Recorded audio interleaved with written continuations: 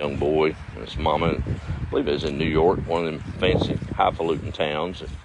It was, I don't know, 1930s, 20s before the big bust. And she wanted to culture her son a little bit and get him interested in the arts of piano and concerts and symphonies. So she heard a Polish composer, world-renowned at that time, was coming to town to play the piano.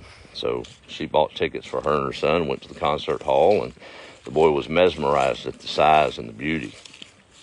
Well, as they sat down and took their seats a few minutes before the show, the mother saw some of her friends across the way and told the little boy to sit tight. She'd be right back. Went over and began to converse with her friends.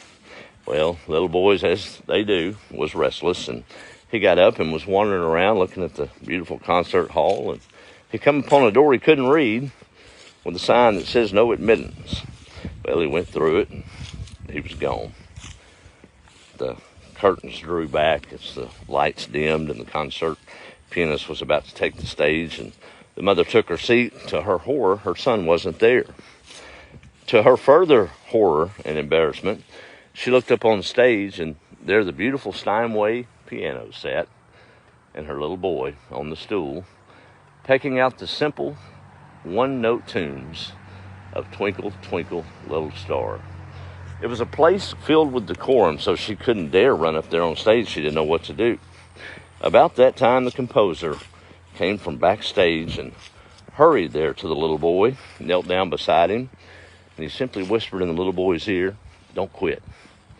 Keep playing. Don't quit." The little boy continued. The master composer slipped his left hand around the little boy on the left and began playing the bass notes of that simple little tune. He kept encouraging the boy not to quit, not to quit.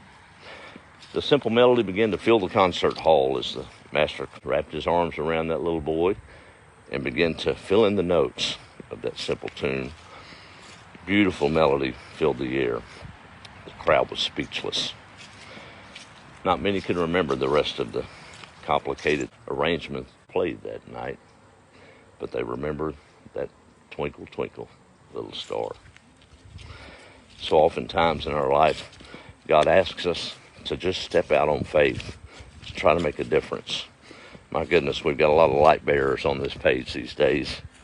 I appreciate every one of you. I've realized over my life, and I've heard it said, God doesn't call the equipped. He equips the called, right?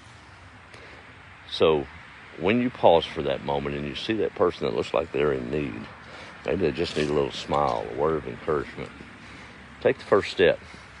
God will wrap his arms around you. He'll make it a masterpiece.